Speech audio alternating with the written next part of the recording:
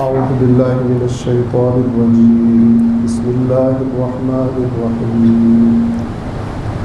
الحمد لله الذي نزل الفرقان على عبده ليكون للعالمين نذيرا. الصلاة والسلام على من أرسله بالحق شاهدا ومبشرا ونذيرا، وعلى أهل بيته الذين أذهب الله عنهم الرجس وطهرهم تطهيرا.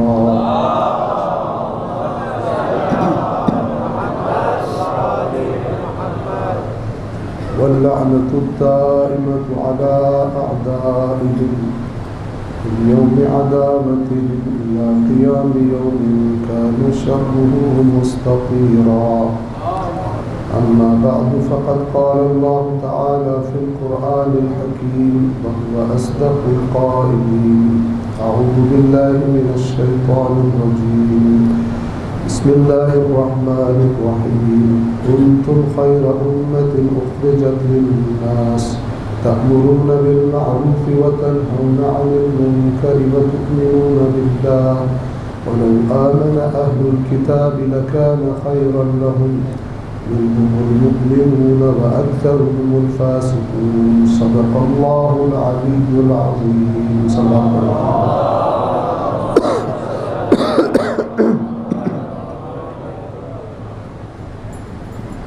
سورہ آل عمران آیت نمبر 110. اللہ تبارک و تعالی مسلمانوں سے خطاب فرما رہا ہے: تم بہترین امت ہو، تمہیں لوگوں کی اصلاح کے لیے، لوگوں کے لیے بھیجا گیا ہے. تم امر بالمعروف کرتے ہو، نہی عن المنکر کرتے ہو، اور اللہ پر ایمان رکھتے ہو. اگر اہل کتاب بھی ایمان لے آتے تو ان کے لیے بہتر تھا. ان میں سے مومن بھی ہیں، اکثر ان میں سے فاسق. اس آیہ مبارکہ کے ذیل میں اپنی آرائز آپ کی خدمت میں عرض کر رہا ہوں. کل ارادہ تو یہ تھا کہ شروع میں ایک دو باتیں مولا کے فضائل کی عرض کر کے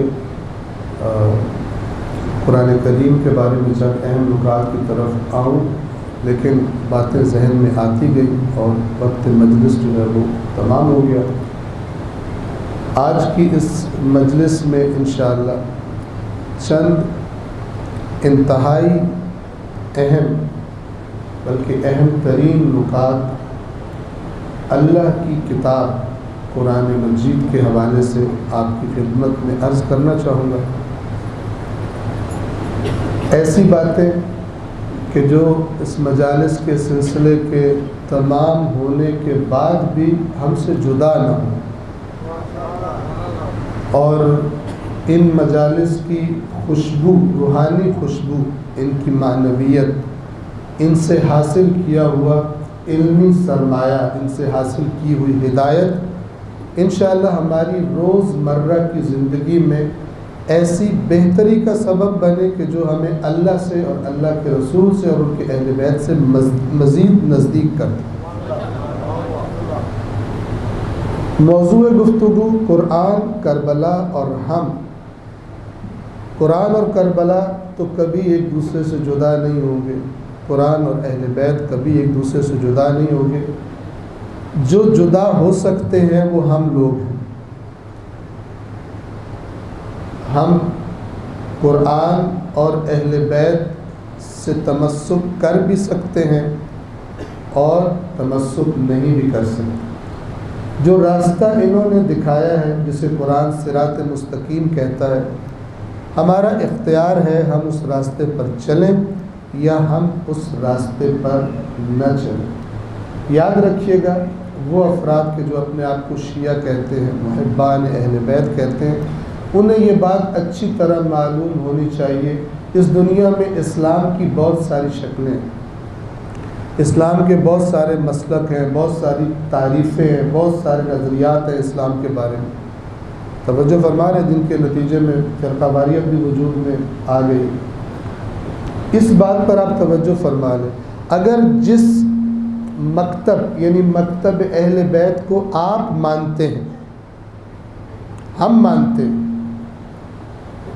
اگر وہ مکتب یعنی جو اہل بیت اطہار نے بتایا ہے ان کے فرامین کے ذریعے ہم تک پہنچا، اگر خوب توجہ فرمائیں، اگر وہی مکتب اسلام کی حقیقی شکل ہے، اگر اصلی اسلام وہی ہے کہ جس کو ہم مکتب اہل بیت کہتے ہیں، تو پھر ہمیں باقیوں کی نسبت زیادہ ہوشیار اور خبردار رہنا چاہیے، اس لیے کہ شیطان اور شیطانی لشکروں کی پھر سب سے اصل دشمنی بھی اسی مکتب کے ساتھ ہے۔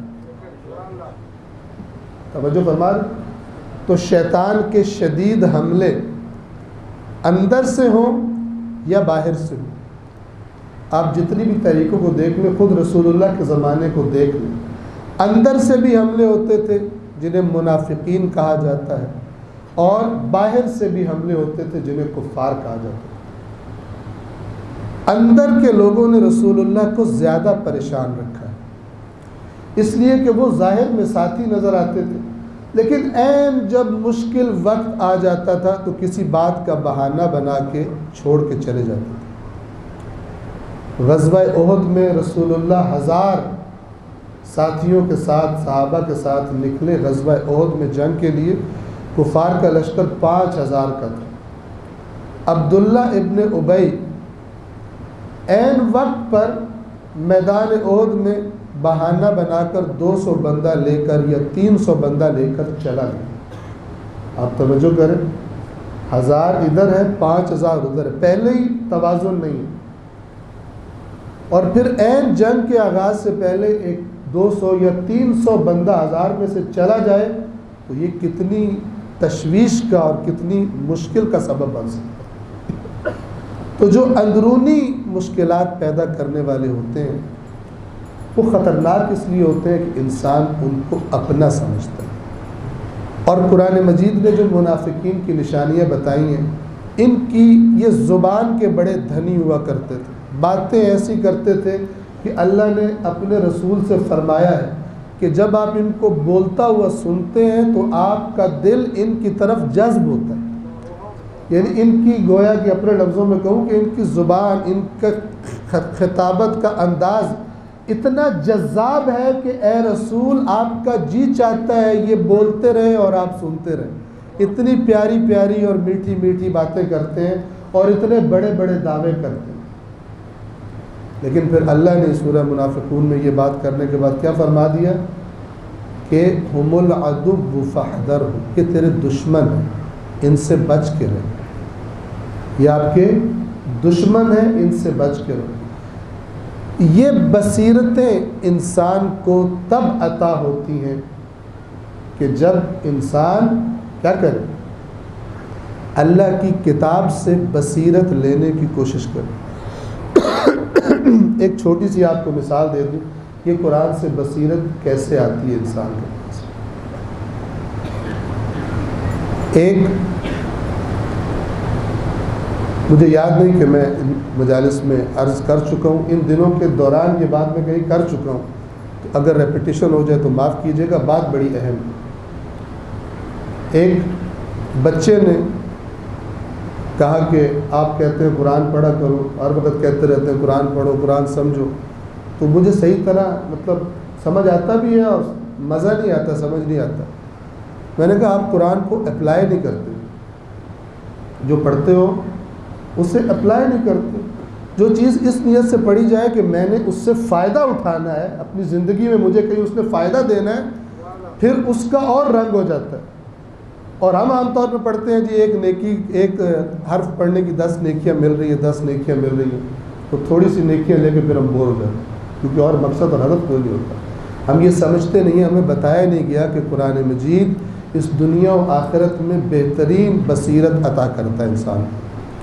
تو میں نے کہا آپ کوئی آیت نکالیں، اس کو ڈسکس کرتے ہیں۔ اس نے یوں کر کے پہلا صفحہ کھولا اور آیت آئی وَإِذَا قِيلَ لَهُمْ لَا تُفْسِدُوا فِي الْأَرْضِ قَالُوا إِنَّمَا نَحْنُ مُصْلِحُونَ، کہ جب ان سے کہا جاتا ہے کہ زمین میں فساد نہ کرو، منافقوں کی آیت آ گئی۔ یہ بات اسی لیے میرے ذہن میں آئی کیونکہ ذکر منافقین کا چل رہا ہے۔ تو جب ان سے کہا جاتا ہے منافقوں سے کہ تم فساد نہ کرو، یعنی دین آ گیا، مدینے کا معاشرہ اتنا اچھا بن رہا ہے، رسول اللہ پر لوگ ایمان لا رہے ہیں، تم کیوں شکوک و شبہات پیدا کرتے ہو؟ غلط غلط اپنی محفلوں میں بیٹھ کر نئے مسلمانوں کے عجیب عجیب ان کے ذہنوں میں چیزیں ڈال دو تاکہ وہ مشکوک ہو جائیں رسول اللہ کے بارے میں، دین کے بارے میں۔ ایسا کیوں کرتے ہو؟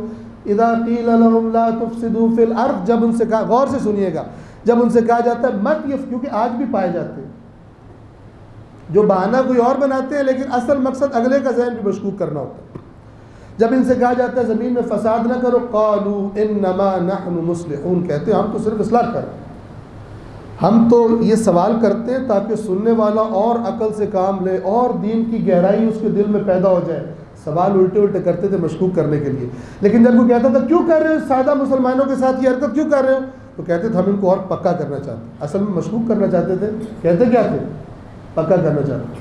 تو میں نے اس عزیز سے جب یہ بات کی تو کہتا ہے آغا جو آپ بات کہہ رہے ہیں نا، میرا ایک ٹیچر بھی ایسا ہی ہے۔ توجہ فرما رہے ہیں؟ کیا کہتا ہے؟ میرا اسکول میں ایک ٹیچر بھی ایسا ہی ہے، وہ مجھے کہتا ہے کہ عقل سے سوچو، ہو سکتا ہے اللہ نہ ہو، عقل سے سوچو، اسلام کی یہ باتیں مثلا اگر نہیں سوچو گے تو بعض باتیں بڑی فضول لگتی ہیں۔ وہ سمجھانے کے چکر میں آدھے دین سے مشکوک کر رہا ہے اس کو۔ ایک آیت اس کو میں نے مثال سے سمجھائی تو فوراً اس کی زندگی میں ایک بڑی امپورٹنٹ جگہ پر جا کر اپلائی ہو گئی، اور اس کو اپنے ارد گرد بندوں میں ایک ایسا شخص نظر آ گیا کہ جو یہی حرکت کر رہا ہے، اور اس کے استاد کی شکل میں۔ آپ کو نہیں معلوم، آپ کے جو بچے اسکولوں میں جاتے ہیں ان کی زندگیوں میں ایسے کتنے منافق چھپے ہوئے جن کا ظاہر بہت اچھا ہے، جن کا ظاہر بہت اچھا ہے۔ سورہ منافقون کی اگر آپ آیات پڑھیں نا، ہم سمجھتے ہیں یہ سارا کچھ پرانے زمانے میں گزر چکا ہے، اس پرانے زمانے میں گزر نہیں چکا، یہ قیامت تک کے لیے جو قرآن سے بصیرت لینا چاہے اپنے معاشرے کو پہچاننے کے لیے، وہ قرآن ہو ہی نہیں سکتا جو ہر زمانے میں اس کو بصیرت عطا نہ کرے۔ جب ایک مثال سے بچے کا ذہن ٹھک سے جا سکتا ہے۔ اب توجہ فرمائیں، جب جیسے وہ مشکوک کر رہا ہے اس کو دین کے بارے میں، اب یہ بچہ اس کے بارے میں قرآن کی وجہ سے مشکوک ہو گیا کہ یہ بندہ ٹھیک نہیں ہے، اب وہ جتنا بھی زور لگائے گا اس بچے کو گمراہ نہیں کر پائے گا۔ کیوں؟ اضافہ کر دوں، میں نے کہا آپ اپنے اس ٹیچر سے یہ پوچھئے گا کہ سر جو سبجیکٹ پڑھانے کی آپ کو تنخواہ ملتی ہے، اس سبجیکٹ میں آپ مجھ سے سوال پوچھتے ہیں، جواب بھی دیتے ہیں، کیونکہ آپ کو پیسوں سے پیار ہے، اپنی تنخواہ سے۔ اگر آپ سوال پوچھیں گے اور جواب نہیں بتائیں گے تو بچے صحیح طرح نہیں پڑھ سکیں گے اپنے کورس کو، سلیبس کو، تو آپ کو تنخواہ نہیں ملے گی، آپ کو نوکری سے نکال دیا جائے گا۔ تو جہاں پر آپ کے پیسوں کا معاملہ ہے وہاں پر آپ سوال بھی پوچھتے ہو، بڑی اچھی روش ہے بچوں سے پہلے سوال پوچھا جائے، سوال بھی پوچھتے ہو لیکن جواب بتا کر بچوں کا مسئلہ حل بھی کرتے ہو، لیکن دین کے بارے میں آپ سوال تو ذہن میں ڈالتے ہو، جواب نہیں دیتے ہو۔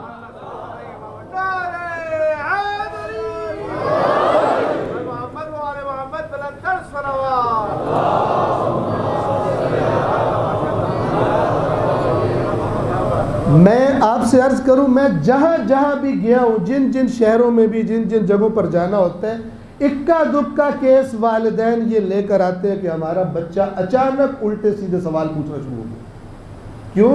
اسی قسم کا کوئی منافق استاد کہ جو اندر سے بے دین ہے لیکن اوپر سے دین کا لبادہ اڑا ہوا ہے، اس کی بچے کی عقل کو تیز کرنے کے بہانے اس کے دین کا بیڑا غرق کر رہا ہوتا ہے۔ ہم کیا کر سکتے ہیں؟ اگر ہماری مجبوری ہے، ظاہر ہے ہمیں انہی اداروں میں بچوں کو پڑھانا ہے مثال کے طور پر، تو پھر جو وہاں پر کمی ہے، والدین دین کے بارے میں تھوڑی سی سنجیدگی اختیار کر کے اپنے بچوں کو مضبوط بنائیں یہاں سے، کہ جب اس کے دین پر کوئی اٹیک کرے اس کے ذہن میں صرف سنا سنایا اور دیکھا دکھایا دین اور عقائد نہ ہو، بلکہ عقل اور شعور سے اس نے اپنے عقائد کو قبول کیا ہو۔ اور یہ کام آپ بغیر اللہ کی کتاب کے نہیں کر سکتے۔ سب سے آسان، سب سے محکم اور مضبوط راستہ آپ کے پاس اللہ کی وہ کتاب ہے جس کے بارے میں نے آپ کو معصومین کے فرامین بھی سنا دیے کہ ہم نے ان تمام تاکیدوں کے باوجود اس اللہ کی نعمت کو ترک کر رکھا ہے۔ اور عجیب قسم کی لغویات اور بیہودہ قسم کے نظریات اللہ کی کتاب کے بارے میں قائم کریں۔ آپ توجہ فرمائیں، میں نے آپ کی خدمت میں حدیث بیان کی تھی کہ امام فرماتے ہیں جس نے ہمارے امر کو قرآن سے نہ لیا وہ فتنوں سے نہیں بچے گا۔ اب یہ کس سے کہا جا رہا ہے؟ یہ فقط مولانا حضرات کو کہہ رہے ہیں یا نہیں؟ ہر ایک جس تک ائمہ کے فرامین پہنچے، یہ من اس میں عموم ہے۔ من جو بھی لم یأخذ امرنا من القرآن، تم میں سے جو بھی شخص ہماری باتیں سننا چاہتا ہے، ہماری باتوں پہ عمل کرنا چاہتا ہے، لیکن جب اس تک وہ باتیں پہنچتی ہیں بغیر قرآن کو نظروں میں رکھے قبول کرتا ہے، لم یتنکب الفتن، وہ فتنوں سے نہیں بچے گا۔ اس لیے کہ اگر صرف ایک ہی بات تمہارے لیے کافی ہوتی تو ہمارا جج تمہیں دو چیزیں دے کر نہ جاتا۔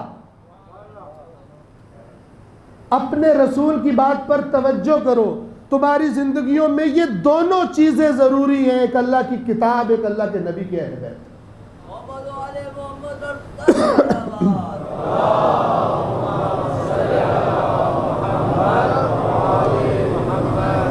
بہت ساری مثالیں ہیں میرے پاس سمجھانے کے لیے۔ ایک آپ کی خدمت میں مثال ابھی عرض کرتا ہوں کہ یہ کتنی بڑی، معذرت کے ساتھ عرض کر رہا ہوں، یہ کتنی بڑی حماقت ہے۔ جب بھی کہیں پر جا کر یہ کہا جاتا ہے کہ آپ قرآن کو سمجھ کے پڑھیں، 4-5 گھسے پٹے بیہودہ سوال کرتے ہیں، جو سوال خود بتا رہے ہوتے ہیں کہ اس بندے کا قرآن سے کوئی تعلق نہیں، اس نے صرف قرآن کے بارے میں پروپیگنڈا سنا ہے۔ سنا یہیں سے ہے جہاں میں بیٹھا ہوں، سنا یہیں سے ہے، لیکن جتنے بھی اس کو اچھی پیکنگ میں لپیٹ کر یہ پروپیگنڈا اس کے ذہن میں ڈالا گیا، نتیجہ یہ نکلا ہے کہ یہ قرآن سے دور ہو گیا۔ نتیجہ یہ نکلا کہ بندہ قرآن سے دور ہو گیا۔ آپ دیکھیے اپنے معاشرے کو، ہر ایک سوچے اپنی زندگی کے بارے میں۔ خواتین مومنات میری آواز کو سن رہی ہیں، بچوں کی تربیت زیادہ ان کے پاس موقع ہوتا ہے گھر میں، غور سے سن لیں۔ آپ لوگ کتنا، ہم لوگ کتنا اللہ کی کتاب سے قریب ہیں، ہمارے گھر میں کتنی اللہ کی کتاب کی آیات کے بارے میں ڈسکشن ہوتی ہے۔ آنے والی نئی ٹیکنالوجی، آئی ٹی کی باتیں ڈسکس ہو رہی ہیں، فیشنز ڈسکس ہو رہے ہیں، پتہ نہیں سیاست ڈسکس ہو رہی ہے۔ اللہ کی کتاب جس کو تھامنے کا خدا کا رسول حکم دے کر گیا، اور جس نے نہیں تھاما اس کتاب کو، اللہ کے رسول کی شفاعت کی جگہ وہ رسول شکایت کرنے والا قیامت کے دن۔ قرآن میں لکھا ہوا ہے اللہ کا رسول شکایت کرے گا، میری قوم نے قرآن کو چھوڑ دیا تھا، میری امت نے اے اللہ قرآن کو چھوڑ دیا تھا، اس لیے رسوا ہوئے، یہ اس لیے گر گئے پستی اور ذلت میں۔ اور میں اس میں اضافہ کر رہا ہوں، وہ روایات میں وہ بات بھی ملتی ہے کہ 2 چیزیں میں دے کر گیا تھا، انہوں نے دونوں کے ساتھ برا سلوک کیا، قرآن کے ساتھ بھی اور اہل بیت کے ساتھ۔ توجہ فرما، یہ جو فرمایا جس نے ہمارے امر کو قرآن سے نہ لیا وہ فتنوں سے نہیں بچ سکتا، یہ کسی خاص طبقے سے مراد ہے یا ہر وہ شخص جو جس کا دین کے ساتھ کوئی نہ کوئی رابطہ ہے؟ میں اور آپ عوام سارے کے سارے، ان سے خطاب نہیں ہے ائمہ کا، سب سے خطاب۔ میں آپ کو ایک ایسی مثال دینے لگا ہوں اور آپ سے درخواست کرنے لگا ہوں کہ اس کو خوب توجہ سے سنیں، اس کو خوب توجہ کے ساتھ سنیے اور اس میں سے عیب اور نقص تلاش کرنے کی کوشش کیجیے، اور اگر آپ کو اس بات میں عیب اور نقص نہ ملے تو پھر اللہ کا نام لے کر اللہ کی کتاب کو جس طرح حق بنتا ہے پڑھنے اور سمجھنے کا، پروپیگنڈوں کو سائٹ پر پھینک کر اس کتاب کو پڑھنا شروع کیجیے، ورنہ آپ فتنوں سے نہیں بچ سکتے۔ جتنا بھی آپ اپنے آپ کو سمجھدار سمجھ لیں، میں اپنے آپ کو سمجھدار سمجھ لوں، اہل بیت اطہار سے کوئی سمجھدار نہیں ہے۔ جب انہوں نے کہہ دیا کہ جس نے قرآن کو سامنے نہ رکھا ہماری باتیں سنتے وقت وہ فتنوں سے نہیں بچے گا، تو پھر کوئی ایسا چیمپئن نہیں ہے بڑے سے بڑا عقل مند کہ جو بچ جائے فتنوں سے. اگر بچنے کا راستہ ہوتا قرآن کے بغیر تو اہل بیت اطہار وہ راستہ بتا کر جاتے. اس کائنات نے ان سے بڑا نہ کوئی رہنما دیکھا نہ کوئی رہنما دیکھے. آسمان کی باتوں کو زمین والوں کے لیے آسان کرنے والی وہ ہستیاں ہیں.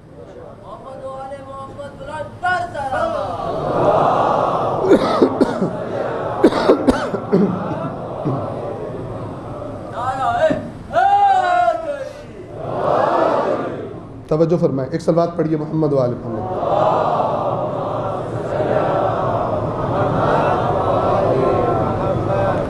سورۃ النساء کی آیت آپ کی خدمت میں عرض کرنے لگا ہوں. اتفاق سے میری غلطی سے اس کا نمبر مس ہو گیا مجھ سے، لیکن میں نمبر آپ کی خدمت میں عرض کر دوں گا انشاءاللہ کل. سورۃ النساء ہے. اس سورہ کی اس آیہ مبارکہ میں جو میں آپ کی خدمت میں عرض کرنے لگا ہوں اور آپ کی توجہ کا بڑا خصوصی طور پہ طالب ہوں، پہلے اس آیت کو سنیے. اللہ تبارک و تعالیٰ فرماتا ہے افلا یتدبرون القرآن، تو کیا یہ لوگ قرآن میں تدبر نہیں کرتے؟ تدبر کا مطلب کیا ہے؟ سادہ مطلب تدبر کا غور کرنا، غور و فکر کرنا، سمجھنے کی کوشش کرنا. یعنی آپ کے سامنے کوئی کتاب کھلی ہوئی ہے، ایک دفعہ آپ فرض کریں آپ کا بچہ ہے، ایک دفعہ آپ دیکھتے ہیں بچہ وہ رٹے لگائی جا رہا ہے، رٹ رہا ہے کتاب کو، اور پوچھو تو اسے پتہ ہی نہیں ہوتا کیا لکھا ہوا بیچ میں. ہمارے کالج کے زمانے میں ایک بہت بڑا رٹے لگانے کا چیمپئن تھا، تو وہ اس طرح رٹا لگاتا تھا کہ پیپر میں جو سوال آتا تھا نا، تو وہ کتاب میں جو تصویر دی ہوتی تھی، فگر بنایا ہوتا تھا، اس کے نیچے فگر کا نمبر لکھا ہوتا تھا. تو جب اس کا جواب لکھتا تھا پیپر میں تو وہاں بھی لکھ دیتا ایز شون ان فگر مثلا 2.3، وہاں بھی لکھ دیتا تھا. اس کو پتہ نہیں ہوتا تھا کہ فگر یہاں پر نہیں ہے. توجہ فرما رہے ہیں؟ اس طرح وہ رٹے لگاتا تھا مثال کے طور پر.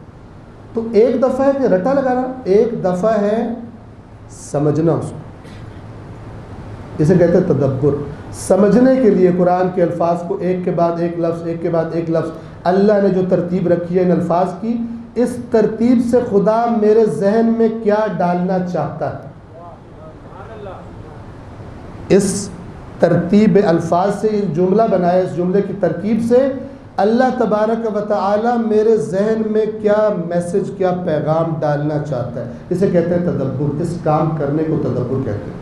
اللہ تعالیٰ فرما رہے افلا یتدبرون القرآن، کیا یہ لوگ قرآن میں تدبر نہیں کرتے؟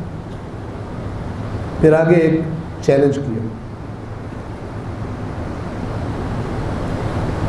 تدبر کی ترغیب دلانے کے لیے، تدبر کی طرف رغبت دلانے کے لیے ایک چیلنج رکھا اللہ نے سامنے.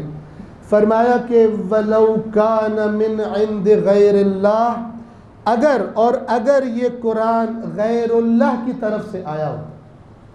یعنی اللہ کا کیا ہے، قرآن کا کیا دعویٰ ہے کہ یہ اللہ کا کلام ہے. خدا چیلنج کر رہا ہے کہ اگر یہ قرآن اللہ کے سوا کسی اور کے پاس سے آیا ہوتا لَوَجَدُوا فِيهِ اخْتِلَافًا كَثِيرًا، تو یقیناً کوئی شک کی بات نہیں ہے، اگر یہ قرآن اللہ کی طرف سے نہ ہوتا تو یقیناً اس قرآن کی باتوں میں بہت سارا اختلاف تمہیں ملتا، بہت سارا اختلاف ملتا. 23 سال کا عرصہ ہے قرآن کے نزول شروع، آغاز ہونے سے لے کر رسول اللہ کے آخری زمانے تک 23 سال، 23 ایئرز قرآن نازل ہوا. اگر کوئی انسان کوئی تحریک شروع کرتا ہے، آپ کو پتہ ہے کچھ عرصے کے بعد اسے اپنی پچھلی غلطیوں کا احساس ہو جاتا ہے اور وہ ترمیم کرتا ہے اپنی روش میں. لیکن یہ 23 سال کی اتنی زبردست تحریک جس نے معاشرے میں انقلاب برپا کر دیا، جو لب و لہجہ پہلے دن تھا قرآن کا وہی لب و لہجہ آخری دن ہے قرآن کا. نہ کسی نظریے میں تبدیلی آئی، نہ کسی قرآن مجید کی روش میں تبدیلی آئی. اس بات کو اللہ تبارک و تعالیٰ ایک چیلنج کے طور پہ پیش کر رہا ہے. کس کو؟ اس بات کو سمجھیے گا، قرآن پر جو ایمان لے آئے ہیں ان کو نہیں، جو قرآن کو، اللہ کے رسول پر جو لوگ یہ تہمت لگا رہے ہیں کہ اس نے قرآن اپنے پاس سے گھڑا ہے، یہ اللہ کا کلام نہیں ہے۔ ان کو چیلنج کیا جا رہا ہے کہ اگر تم یہ سمجھ رہے ہو کہ یہ اس رسول نے اپنے پاس سے گھڑا ہے تو اس قرآن کو خود غور و فکر کر کے دیکھ لو۔ ابھی بات پہنچی نہیں آپ کو؟ کیا کہہ رہا ہے؟ اس بات کا مطلب کیا بنتا ہے؟ وہ کافر کہ جو نہ صرف یہ کہ نہ اللہ کے رسول کو مانتا ہے، وہ کافر کہ جو یہ تہمت لگا رہا ہے کہ یہ قرآن اللہ کا کلام نہیں، اس شخص نے نعوذ باللہ اپنے پاس سے گھڑ لیا ہے، اس کو جب اللہ کہہ رہے کہ تو اس قرآن کی آیات کو لے جا، خود بیٹھ کر غور کر، اس کا مطلب کیا ہے کہ اگر کافر بھی غور کرے، اگر کافر بھی قرآن کی آیات میں غور کرے، توجہ فرمائیں، تو وہ بھی اللہ جو نتیجہ بتا رہا ہے کہ تجھے بھی پتہ چل جائے گا یہ اللہ کا کلام ہے۔ تو حیف آج کے مسلمان پر کہ جو بہانے گھڑ کے بیٹھا ہوا ہے، اس وجہ سے ہم قرآن نہیں پڑھ سکتے، قرآن کو سمجھنا بڑا مشکل ہو گیا۔ اس کا مطلب ہے جو قرآن کافر کو دعوت دے رہے ہیں، ہم اس کافر کے درجے سے بھی خود کو نیچے گرا چکے۔ ایک بات کہی جاتی ہے، اس بات کا ظاہر بڑا خوبصورت ہے اور وہ بات حق بھی ہے، لیکن جو نتیجہ ذہنوں میں ڈالا جاتا ہے وہ نتیجہ بدترین اور باطل ترین نتیجہ ہے۔ وہ بات بڑی خوبصورت ہے اور بڑی صحیح ہے۔ وہ بات کیا کہی جاتی ہے کہ قرآن کو اہل بیت کے بغیر سمجھنا یہ ٹھیک نہیں ہے، یہ ممکن نہیں ہے۔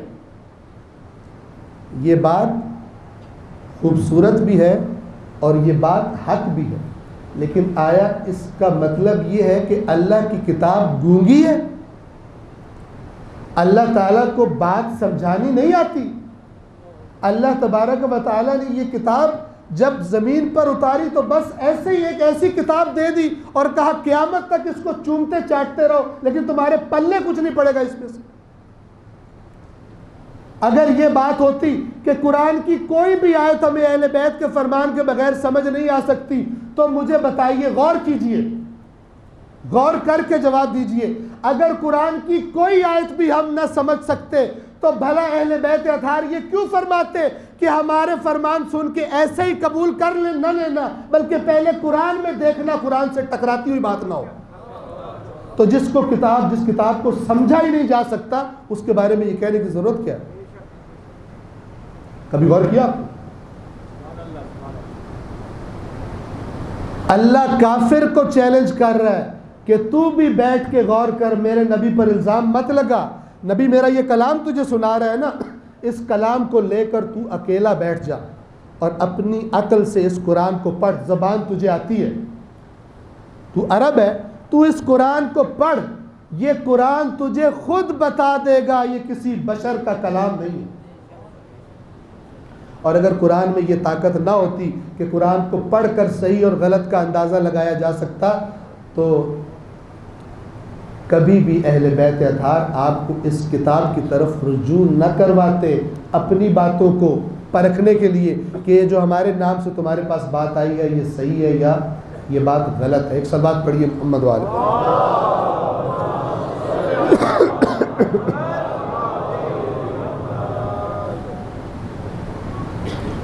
تجربہ کیجئے امام حسین کے ان ایام کے صدقے میں، اس تجربے کا، اس ایکسپیریمنٹ کا آغاز کیجئے، دیکھیے مزہ دیتا ہے یا مزہ نہیں دیتا۔ یہ اتنا بڑا فتنہ ہے قرآن کو بغیر سمجھے پڑھنا کہ بعض اوقات میں کہا کرتا ہوں یا اللہ جو قرآن کو صرف ثواب کی نیت سے پڑھتا ہے اسے ثواب بھی مت دینا، اس لیے کہ اللہ نے اس کو ثواب ایک سیکنڈری چیز تھی جو اللہ نے رکھی تھی تاکہ جو پڑھے گا ظاہر ہے اس کو میرا پیغام پتہ چل جائے گا، وہ اس کائنات کو اس طرح دیکھنے کے قابل ہو جائے گا جس طرح یہ کائنات میں نے بنائی ہے، اپنی زندگی کو اس نگاہ سے دیکھے گا، اپنی اس 40 50 60 70 سال کی اس دنیا میں ملی مہلت کو اس نگاہ سے دیکھے گا جو اللہ کی نگاہ ہے، اس نگاہ سے نہیں دیکھے گا جو اس بے دینوں کے بنائے ہوئے نظام تعلیم نے اس کو ذہن میں ڈال دیا۔ آج کے والدین جب اپنے بچے کو اسکول میں بھیجتے ہیں، دنیا کے لیے بھیجتے ہیں یا آخرت کے لیے؟ جی، دنیا کے لیے بھیجتے ہیں۔ میری باتوں پر عرض کرو، توجہ فرمائیں۔ جب ہم اپنے بچے کو قرآن پڑھنا سکھاتے ہیں، اپنے دین کو سمجھیں ہم، جب ہم اپنے بچے کو قرآن پڑھنا سکھاتے ہیں تو کیا ہوتا ہے؟ ذہن میں ہوتا ہے نا کہ جب بچہ قرآن پڑھے گا تو بچے کو ثواب ملے گا۔ جی ہوتا کہ نہیں ہوتا؟ لیکن یہی بچہ جب اپنے اسکول جا کر مثال کے طور پر فزکس کی کتاب پڑھتا ہے، کبھی ہمارے ذہن میں وہم بھی ہوا کہ فزکس کی کتاب پڑھنے سے میرے بچے کو ثواب ملے گا؟ کیوں؟ اس لیے کہ ہم ایک ایسے بدترین فتنے کا شکار کر دیے گئے کہ ہم نے دین اور دنیا کو دو سیپریٹ چیزیں بنا لی۔ جس کو اسلام کہتے ہیں اس میں کوئی چیز دین سے باہر نہیں ہے، جو کچھ دین سے باہر ہے وہ فقط ابلیس کی گائیڈنس ہے اور کچھ بھی نہیں۔ توجہ فرما رہے ہیں؟ جو دین آپ کی زندگی کے کسی بھی شعبے میں چپ کر جاتا ہو کہ میرے پاس تیرے مسئلے کا حل نہیں ہے، اس دین کو کبھی بھی کامل دین نہیں کہا جا سکتا، اور اللہ نے قرآن میں گواہی دی ہے کہ میں نے دین کو کامل کر دیا۔ توجہ فرما رہے ہیں؟ جن کی نظروں میں اللہ سچا ہے تو ان کو پھر اپنی زندگی کے کسی بھی شعبے میں یہ نہیں سوچنا چاہیے کہ اس شعبے کا دین سے تعلق نہیں ہے، یہاں پر ہم آزاد ہیں، یہاں پر ہم جو مرضی کرتے رہیں، یہاں ہم مثلا سو کالڈ دنیا کے تقاضے پورے کریں۔ ایک طرف قرآن مجید، ایک طرف فزکس۔ اسلام کا کانسیپٹ کیا ہے علماء نے بیان کیا، آپ کی خدمت میں عرض کر رہا ہوں، سمجھیے گا اس بات کو۔ ہم سمجھتے ہیں بچہ قرآن پڑھے تو ثواب ہے، لیکن فزکس پڑھے تو ثواب نہیں ہے، چونکہ ہماری نیت ہی فزکس سے دنیا حاصل کرنے کی ہے۔ اللہ ہمیں اپنی نیتوں کی اصلاح کرنے کی توفیق عطا فرمائے۔ توجہ فرما رہے ہیں؟ اب ذرا دیکھیے قرآن کیا ہے؟ خدا کا کلام۔ جب انسان قرآن پڑھتا ہے خدا کے کلام کو سمجھنے کی کوشش کرتا ہے، اور جب فزکس پڑھتا ہے، فزکس کیا سمجھاتی ہے؟ یہ جو آپ کے ارد گرد کائنات پھیلی ہوئی ہے، اس کائنات کے اندر جو قوانین کار فرما ہے، جس کو کبھی نیوٹنز کے لاز کا نام دیا جاتا ہے، کبھی فلان قوانین کا نام دیا جاتا ہے، کبھی یہ کہا جاتا ہے، کبھی وہ آج کی سائنس کی زبان میں، یہ سارے قوانین کسی سائنسدان نے ایجاد نہیں کیے، یہ ازل سے اسی نے بنائے تھے جس نے کائنات بنائی تھی۔ توجہ فرما رہے ہیں؟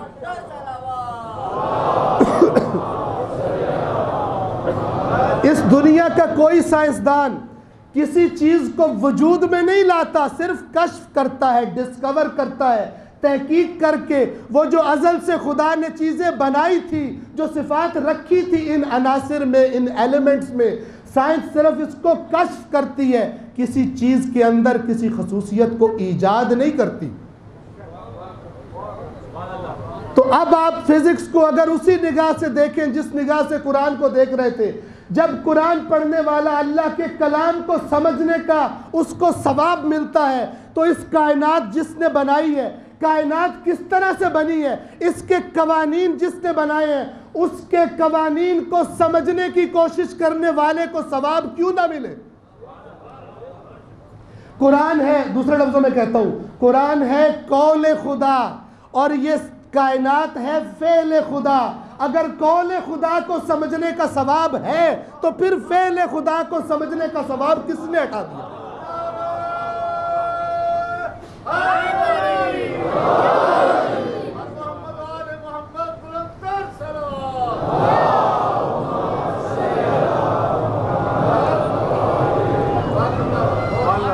آپ اپنے بچوں کو دین بھی اسی طرح پڑھائیے۔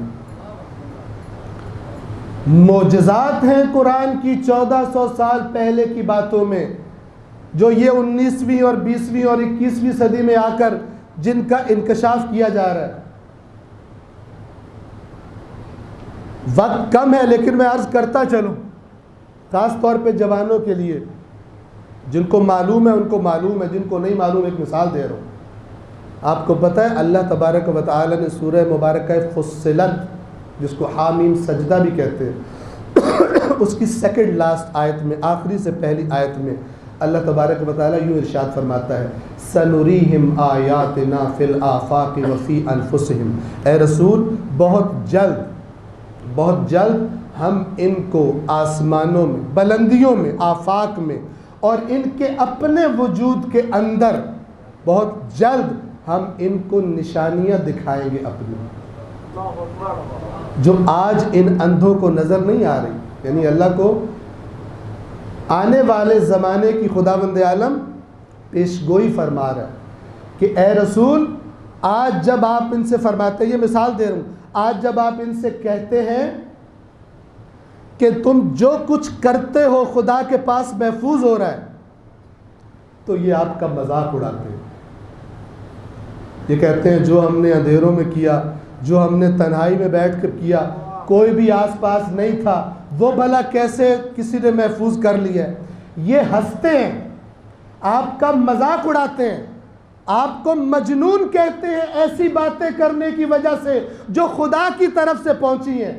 یہ جاہل ہے، ان قریب ایک زمانہ آئے گا کہ ایسی باتوں پر کوئی نہیں ہنسے گا۔ آج اگر آپ سے عرض کروں، آج اگر کوئی انسان تنہائی میں بیٹھ کر کوئی جرم کرتا ہے، کوئی بے حیائی کرتا ہے، اور اگلے دن کی روشنی میں اس کا کوئی دوست اسے آ کر بتاتا ہے کہ تو نے رات کے اندھیرے میں جو حرکت کی ہے اسے ریکارڈ کر لیا گیا ہے، آج کسی کو ہنسی نہیں آتی۔ کیوں؟ اس لیے کہ آج کچھ ایسی چیزیں ایجاد ہو گئی ہیں کہ جن کی وجہ سے کسی کو ہنسی نہیں آتی بلکہ رنگ پیلا پڑ جاتا ہے۔ جتنی حرکت بری کی ہے اتنا ہی چہرے کا رنگ پیلا پڑ جاتا ہے کہ یہ جو میری حرکت ہے جب دنیا اس کو دیکھے گی تو میرا کیا حشر ہو جائے گا۔ توجہ فرما رہے ہیں؟ تو یہ جو کیمرہ نام کی چیزیں ہیں، موبائل نام کی چیزیں ہیں، یہ ساری کی ساری کیا اسی زمین سے نکلی ہوئی چیزیں ہیں، جن کو جیسے چھوٹے بچے بلاکس کو جوڑ کے گھر بنا لیتے ہیں، سائنسدان ذرا بڑے بچے ہیں، انہوں نے اسی دنیا سے، اسی زمین سے نکلی چیزوں کو جوڑ کر یہ ذرا بڑے بلاکس، ذرا باریک اچھے بلاکس جوڑ کر موبائل بنا لیے اور کیمرے بنا لیے۔ صفات ان چیزوں کے اندر اس نے رکھی ہیں جو ان کا خالق ہے، وہ محتاج نہیں ہے کہ آپ کی باتوں اور پکچرز اور موویز کو ریکارڈ کرنے کے لیے اسے موبائل کیمرے کی ضرورت پڑے، وہ جس چیز کو حکم دے دے وہی ریکارڈر بن جاتا ہے۔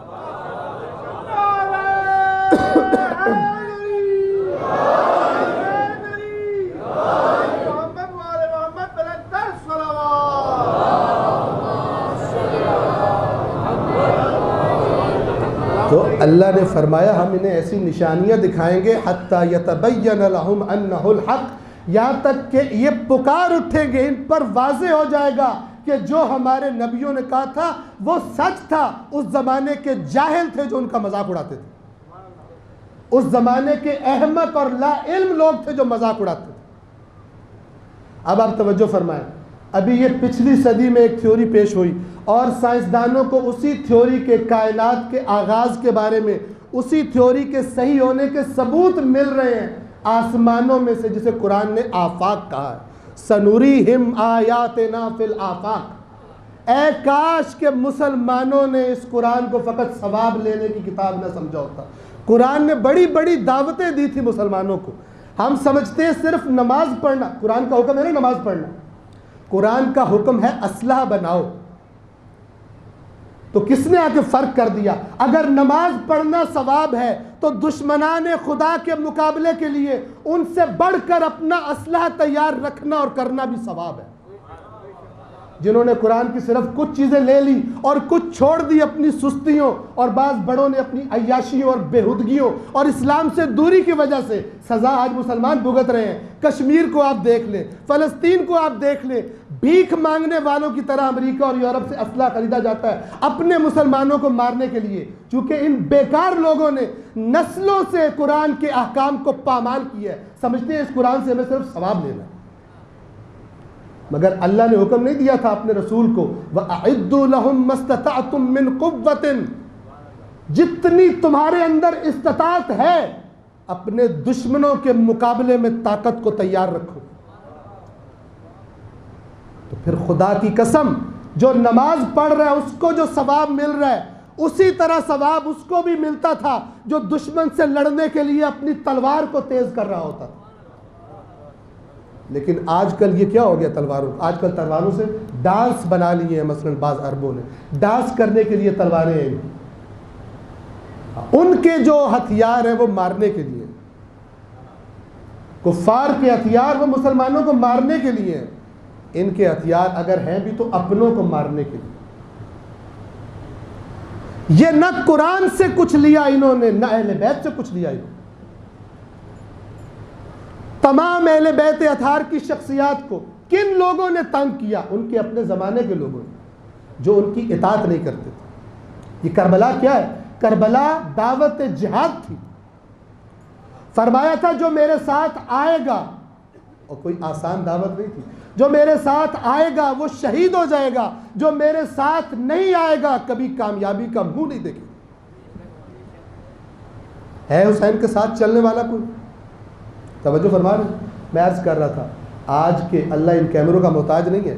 قرآن مجید میں کبھی ثواب سے ہٹ کے بھی ہم دیکھ لیا کریں. یہ جو ہم سورہ زلزال پڑھتے ہیں نا، بسم اللہ الرحمن الرحیم، اذا زلزلت الارض زلزالها، جب قیامت کا زلزلہ آئے گا. اس زمانے میں سائنس اتنی ترقی کر چکی ہوگی، آج کل اس پر ریسرچ ہو رہی ہے کہ زلزلے انسانوں کا کچھ نہیں بگاڑ سکیں گے. ایسی بلڈنگز بنا لیں گے، ایسی چیزیں بنا لیں گے، زمین ہلتی بھی رہے اس بلڈنگ کو کچھ نہیں ہوگا. لیکن خداوند عالم کا جب عذاب آتا ہے ٹیکنالوجیز فیل ہو جاتی ہیں. جب وہ قیامت کا زلزلہ آئے گا، یہ جو لفظ ہے نا اذا زلزلت الارض زلزالها واخرجت الارض اثقالها وقال الانسان ما لها، انسان کہے گا زمین کو کیا ہو گیا ہے. اس کے اندر چھپی بات یہ ہے، انسان کہے گا کیوں قابو میں نہیں آ رہی، ہماری ٹیکنالوجیز کیوں فیل ہو گئی ہیں، یہ زلزلہ کیوں قابو میں نہیں آ رہا ہمارے. انسان زلزلوں پر قابو پا چکا. ابھی تو انسان کا بچپنا ہے، ابھی تو انسان نے بہت دور دور جگہوں پہ سفر کرنے ہیں. خود قرآن نے بتایا ہوا ہے، اللہ کی کتاب نے فرمایا ہے هو الذی سخر لکم ما فی السماوات وما فی الارض جمیعا منہ، وہ ذات ہے جس نے جو کچھ آسمانوں میں ہے جو کچھ زمین میں ہے تمہارے لیے مسخر کر دیا ہے. ان فی ذلک لآیات لقوم یتفکرون، فکر کرنے والوں کے لیے، فقط ثواب کو چومنے چاٹنے والوں کے لیے نہیں، اس کتاب سے زندگی کی پالیسی لینے والوں کے لیے نشانیاں. ہماری ان باتوں میں عمل کیا، اس ریسرچ کی دعوت پر، اس سائنس کی دعوت پر تو کنہوں نے کیا؟ غیروں نے. ہم اس پر عمل کرنے میں پیچھے رہ گئے. لہذا اللہ نے عملی طور پر قرآن ہم سے چھین لیا. اللہ تعالیٰ بے قدروں سے نعمتیں چھین لیتا ہے. اللہ کا قانون ہے، قرآن نے بتایا لئن شکرتم لأزیدنکم ولئن کفرتم ان عذابی لشدید. اگر میری نعمت کی شکر گزاری کرو گے میں بڑھا دوں گا، اور اگر کفران نعمت کرو گے، بے قدری کرو گے میری نعمتوں کے، تو پھر میرا عذاب بھی بڑا سخت ہوتا ہے. جو شعور رکھتا ہے، جس کی آنکھیں کھلی ہیں، کان کھلے ہیں، آج امت مسلمہ جس ذلت کے عذاب سے دوچار ہے وہ محسوس کرنے والے محسوس کر سکتے ہیں. آج جو بے حس ہے، جن کو دنیا کے علاوہ جن کی نہ کوئی آرزو ہے، نہ کوئی ان کی تمنا ہے، نہ کوئی ان کی پلاننگ ہے، اور بس دین کو سمجھا ہوا ہے یہ دین والی رسمیں ادا کر لو تاکہ آخرت میں ہماری بخشش ہو جائے. ان کا دین سے اس دنیا میں کوئی تعلق نہیں ہے. لہذا جب دین کے دنیا سے تعلق کی بات بھی کی جائے تو بعض لوگوں کو درد ہونا شروع ہو جاتا ہے، تکلیف ہونا شروع ہو جاتی ہے کہ ہم اتنی میٹھی نیند سو رہے تھے، آپ نے آ کے یہ انجیکشن لگا کے ہمیں کیوں آپ اٹھانے کی کوشش کر رہے ہیں. ایک سوال پڑھیے محمد والے.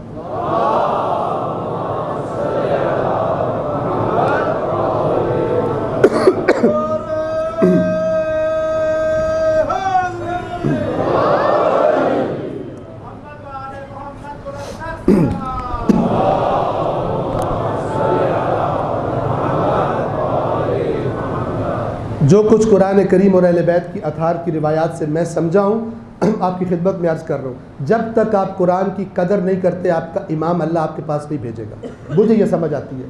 کیوں؟ اس لیے کہ دو چیزیں چھوڑ کے گئے نا رسول اللہ، ایک قرآن اور ایک اہل بیت. ایک قرآن اور ایک اہل بیت. میں اللہ تعالیٰ سے کہہ رہا ہوں یا اللہ مجھے بڑی تلاش ہے امام کی، مجھے بڑی تلاش ہے، مجھے امام کا دیدار کرا دے. اللہ کہہ رہا دو میں سے ایک چیز تیرے پاس ہے، اس کا تو نے کبھی منہ نہیں دیکھا، اور جو نہیں ہے اس کے لیے دعائیں مانگ رہا ہے. توجہ فرما رہے ہیں؟ مجھے پہلے ثابت تو کر. دو چیزیں جو میرا نبی دے کر گیا، ایک تیرے پاس ہے، تیری الماری میں پڑی ہے، تو نے کبھی اس کی شکل نہیں دیکھی، مجھے کیسے باور ہو تیری بات پر کہ میں اپنا 12واں آخری ذخیرہ بیچ دوں تو تم اس کے ساتھ وہی سلوک نہیں کرو گے جو تم نے پہلے 11 کے ساتھ کیا تھا۔ تمہارا میری کتاب کے ساتھ، قرآن کے ساتھ رویہ گواہی دے رہا ہے، چیخ چیخ کے بتا رہا ہے کہ اگر وہ آ جائے تو تم وہی سلوک کرو گے جو تم نے پہلے 11 کے ساتھ کیا۔ توجہ فرما رہے ہیں؟ حق باتیں تھوڑی تلخ ہوتی ہیں، سمجھیے اس بات کو۔ اہل بیت نے فرمایا نئی فتنوں، فکری فتنوں سے، عقائد کے فتنوں سے شیطان نے جس طرح تشیع کو ٹارگٹ کیا ہوا ہے، ان فتنوں سے نہیں بچ سکتے آپ۔ جس نے قرآن پڑھا ہو، مثال کے طور پر میں یہاں XYZ کوئی یہاں پہ بیٹھا ہوں ممبر پر آ کے، جب باتیں شروع کرے گا نا، قرآن ایسا معجزہ ہے اللہ کا، آپ کے ذہن میں فوراً، جس ذہن میں قرآن ہے، جس میں یہ اللہ کا کائنات کا بہترین سافٹ ویئر انسٹال ہو گیا ہے، جس میں اللہ نے قیامت تک دین کے بارے میں وائرس پکڑنے اور مارنے کی صلاحیت رکھ دی ہے کہ دین کے بارے میں کوئی بھی وائرس بنا کے ڈالا جائے دماغ میں، یہ قرآن کا سافٹ ویئر، اور یہ قیامت تک اپڈیٹڈ ہے، اپڈیٹ ہوتا رہے گا۔ جتنے نئے وائرس آئیں گے اس میں اللہ نے طاقت رکھی ہے۔ جس نے دماغ کے اپنے کمپیوٹر میں اس کو انسٹال کر لیا ہوا ہے وہ فوراً کہے گا یہ جو ممبر پہ بیٹھا ہے نا، اگرچہ اس نے کپڑے بڑے زبردست پہنے ہوئے، سریلا بھی بہت ہے، بندہ 2 نمبر ہے۔ کیوں؟ کس نے بتایا بندہ 2 نمبر ہے؟ کائنات کی 1 نمبر ترین کتاب نے، کائنات کی 1 نمبر ترین کتاب نے۔ بڑا پچھتائے گا وہ شخص قیامت کے دن جب رسول اللہ نے ایک ہاتھ میں قرآن لیا ہوگا اور دوسری طرف اہل بیت رسول ہوں گے اور امت سے سوال کریں گے یہ 2 چیزیں میں تمہیں دے کر آیا تھا، تم نے میرے بعد ان کے ساتھ کیا رویہ رکھا؟ توجہ فرما رہے ہیں؟ یہ روایات میں ہے، روایات میں رسول اللہ سوال کریں گے، قرآن کے بارے میں سوال کریں گے، اہل بیت اطہار کے بارے میں سوال کریں گے، اور یہ امت جواب نہیں دے پائے گی۔ جو اتنی بڑی بڑی کتابیں پڑھتے ہیں اور پتہ نہیں کس کس چیز پر بال کی کھال اتار کر ریسرچ کرتے ہیں، قرآن کے بارے میں بات کی جائے، میں نے عرض کیا ایسا سوال کرتے ہیں، قرآن کی ایسی بات کرتے ہیں کہ بندے کا دل کرتا ہے خودکشی کر لے بھائی۔ اتنا پڑھا لکھا بندہ اور یہ حالت ہے دین کے بارے میں۔ کیوں؟ میرے مولا کا فرمان ہے بہت سارے پڑھے لکھوں کو دین سے بے خبری تباہ کرے گی، بہت سارے پڑھے لکھوں کو دین سے بے خبری تباہ کرے گی۔ دنیاوی اعتبار سے بہت پڑھے لکھے ہیں، دین کے اعتبار سے لفٹ نہیں کرائی، دین کو لفٹ نہیں کرائی۔ دین سے صرف اتنا ہی ہے کہ آگے اگر پھنس گئے تو یہ کام آ جائے۔ اس دنیا میں دین کے ساتھ ان کا کوئی تعلق نہیں ہے۔ ایک صلوات پڑھیے محمد والے۔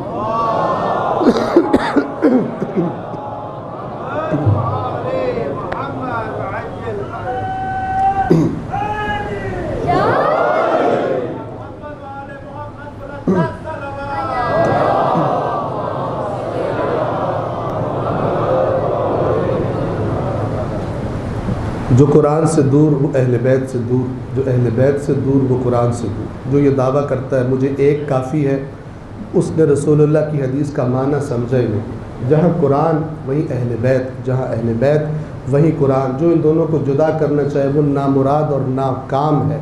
اللہ کے رسول کی حدیث ثقلین نے اسی بات پر گواہی دی ہے۔ اگر ہم نے اس کربلا کا حقیقی پیغام سنا ہوتا تو ہم میں سے اکثریت اپنے آج کے اجتماعی مسائل میں سوائے ایک تبصرہ کر دینے کے یا واٹس ایپ پر میسج فارورڈ کر دینے کے یہ بے حسی ہم پر طاری نہ ہوتی۔ ہم میدان مرد میدان ہوتے۔ ہمارے کتنے بڑے قومی ایشوز ہیں۔ ایک ایشو کی طرف میں بس یہ ہلکا سا اشارہ کرنا چاہوں گا، ایک ایسا ایشو کہ جو ہمارے ملک پاکستان کے آئین اور قانون کے خلاف ہے، اور افسوس کی بات یہ ہے کہ قانون نافذ کرنے والے ادارے دن دہاڑے پاکستان کے اس قانون کو پامال کرتے ہیں، اور وہ ایشو ہے شیعہ مسنگ پرسنز کا ایشو۔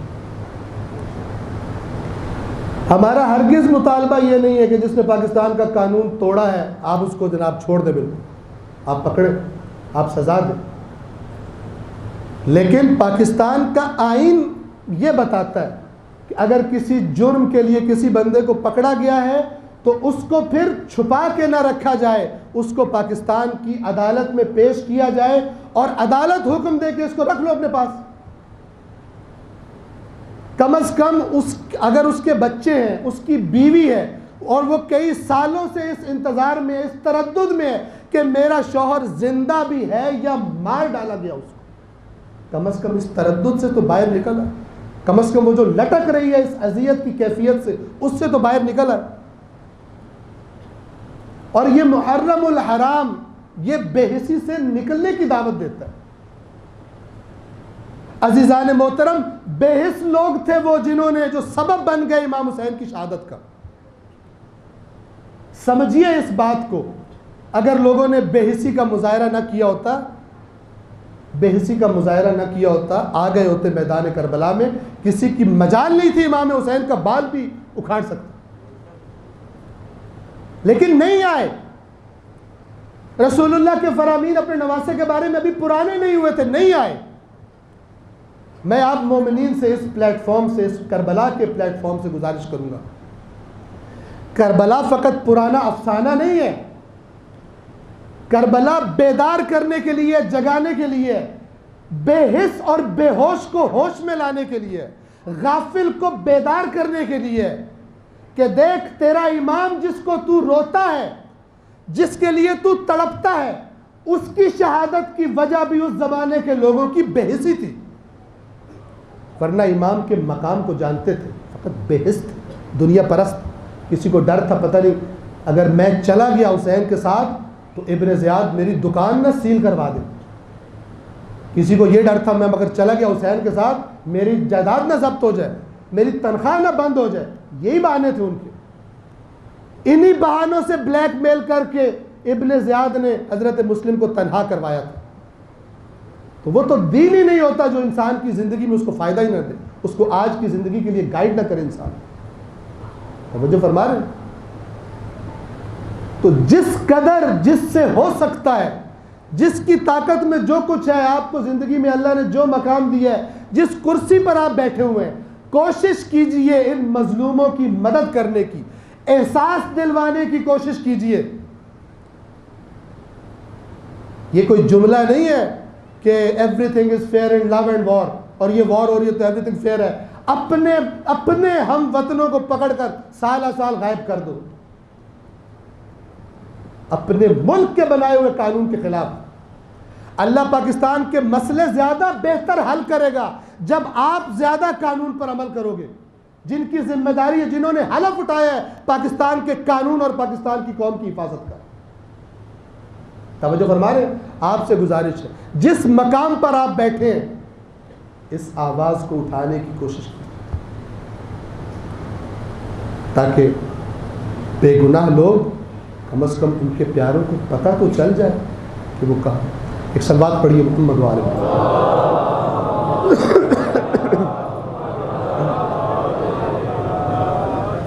وقت تمام ہے، آج محرم کی 5ویں تاریخ ہے۔ امام حسین کو کربلا میں آئے اپنے ساتھیوں کے ساتھ، اپنے بچوں کے ساتھ، وقت گزرتا جا رہا ہے۔ رسم ہے کہ آج ذکر کیا جائے کربلا کے اس سپاہی کا کہ جس کی جب عمر بتائی جاتی ہے تو عمر بتاتے ہوئے سال کا لفظ نہیں آتا۔ یہ وہ سپاہی ہے امام کا کہ جس کی عمر بتاتے ہوئے یہ نہیں کہا جاتا اتنے سال کا جوان تھا، بلکہ کہا جاتا ہے حسین کا یہ سپاہی، اس کی عمر فقط 6 مہینے تھی۔ 6 مہینے تھی۔ میں مختصر کروں، وقت گزر چکا۔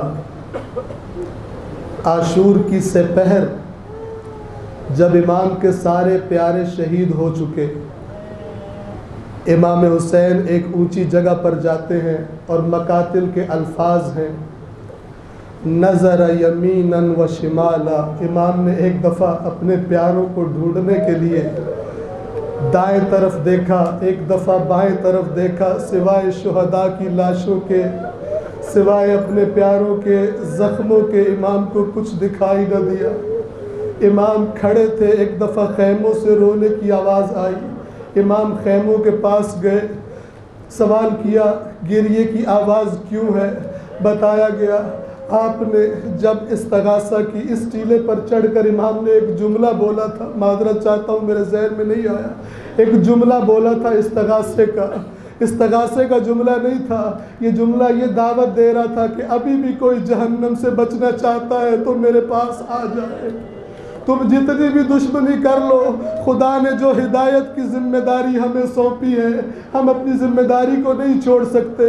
تو امام نے فرمایا تھا حل من ناصر ینصرنا، ہے کوئی مددگار جو ہماری مدد کرے؟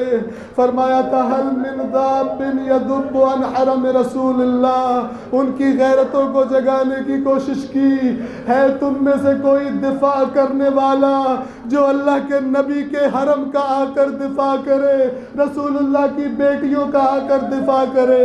عزاداروں کوئی نہ آیا، لیکن حسین کا استغاثہ سن کر اس 6 ماہ کے بچے نے خود کو جھولے سے نیچے گرا دیا۔ حسین کو بتایا گیا آپ کا ننھا سپاہی خود کو جھولے سے گرا چکا۔